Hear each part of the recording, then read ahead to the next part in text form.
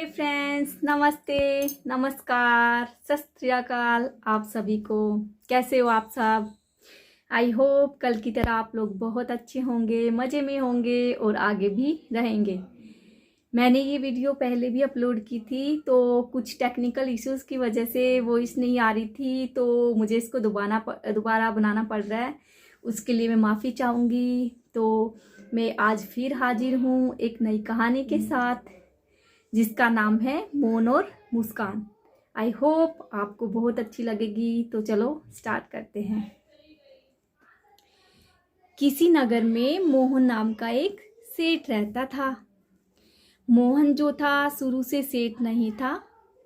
जहाँ तक मैंने सुना है, मोहन एक गरीब आदमी था पहले। उसको लोग झुन्नू कहते थे। जो झुन्नू था वो झंझनाता रहता था। झंझनाना मतलब गुस्सा करना, चिड़चिड़ा होना, बात बात पे रिएक्ट करना। तो झन्नू का ऐसा ही नेचर था। वो लोगों की हर बात पे, छोटी छोटी बात पे गुस्सा किया करता था।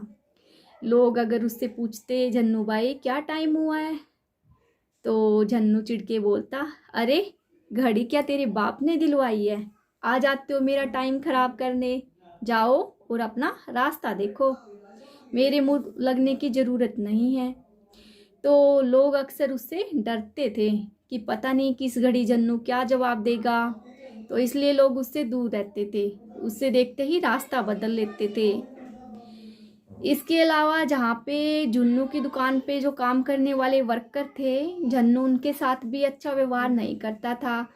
बात बात पे गुस्सा करना, गाली गलौज करना। इसलिए वो ज़्यादा दिनों तक काम पे टिकते नहीं थे, नौकरी छोड़ के चले जाते थे। तो झन्नू की दुकान पे ज़्यादा ग्राहक भी नहीं आते थे, जिससे उसको फाइनेंशियली भी लॉस हो रहा था।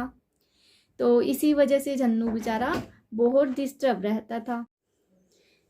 उसी गांव में एक संत महाराज भी रहते थे। जो कि संत महाराज की ऐसी फितरत थी, संत महाराज कभी भी किसी से कुछ मांग के नहीं लेते थे।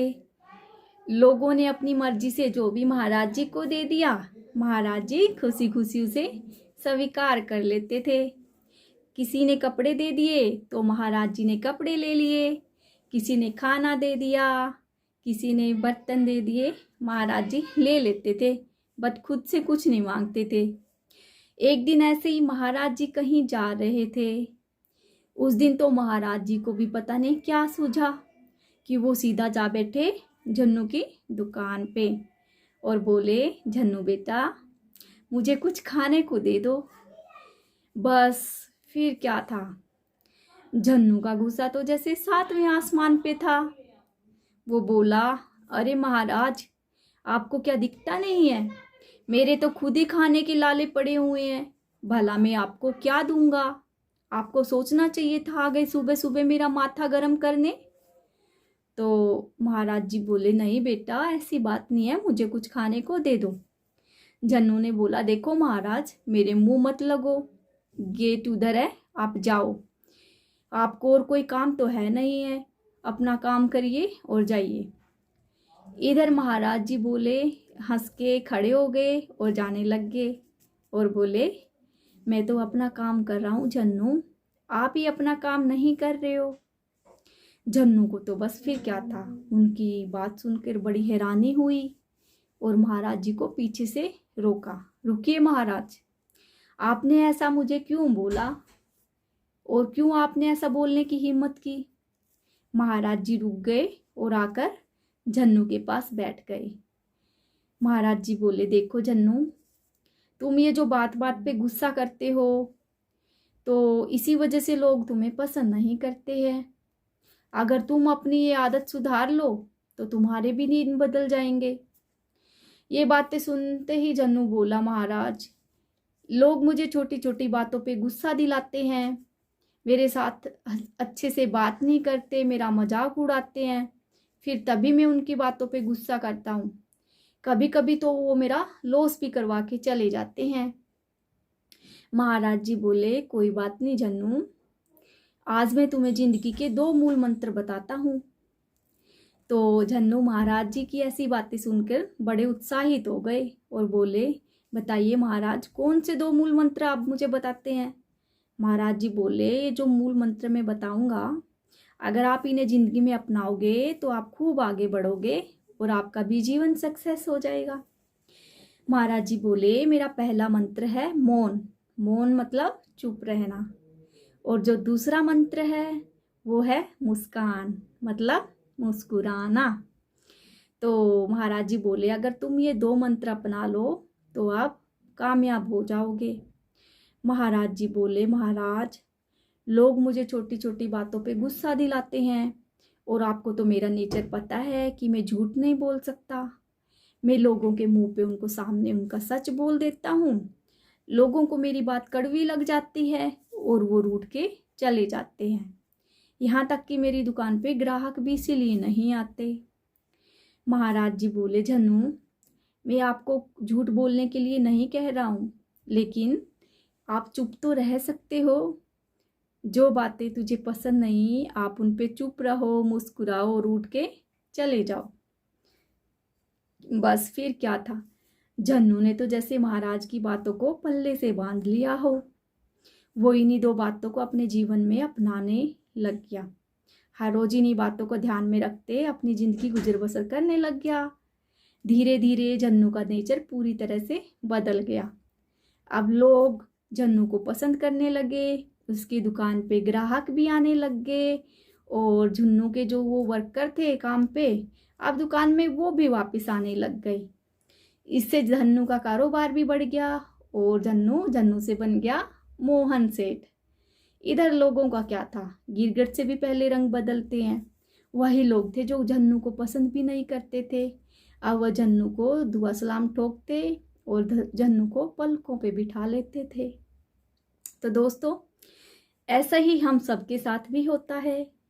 हमारा शरीर हमने एक इलेक्ट्रॉनिक डिवाइस बना रखा है और उसका रिमोट थमा दिया हमने दूसरों के हाथ में कि जब दूसरों ने बटन दबाया तो हमने मुस्कुरा दिया, जब दूसरों ने हमारा बटन दबाया तो हम रो दिए। ऐसा नहीं करना है, ऐसा बिल्कुल भी नहीं करना है। ऐसा होता है अक्सर, हम कहीं पे जाते हैं, हमारे सामने ऐसा इंसान आ गया अनवांटेड, जिसको हम देखना पसंद नहीं करते थे। हम दूसरे से कहते, अरे यार, इसने तो आज मेरा सारा मूड स्पॉइल कर दिया, मेरा तो आज का दिन ही खराब हो गया। तो मूड जो स्पॉइल हुआ आपका, उसके जिम्मेवार वो नहीं है, आप स्वयं हैं। अपने आप को बदलिए। अतीत की जो बातें हैं उनको भुला दीजिए। सिवाय दुख देने के वो कुछ नहीं कर सकती, आपके जख्म को कुरेदती ही रहती है। और फ्यूचर में अच्छे रिश्ते बनाइए। जो बातें आपको पसंद है या जो बातें आपको पसंद नहीं है, उनको आप इग्नोर करके मुस्कुरा के और आगे बढ़े। जैसे कई बार होता है दोस्तों, हम सभी के साथ ये जिंदगी में होता है कि हमारी कभी कभी किसी से बहस हो जाती है, ऑफिस में, घर में, रास्ते में, कहीं पे भी हम गुस्से में उनको बड़ी बड़ी बातें बोल देते हैं।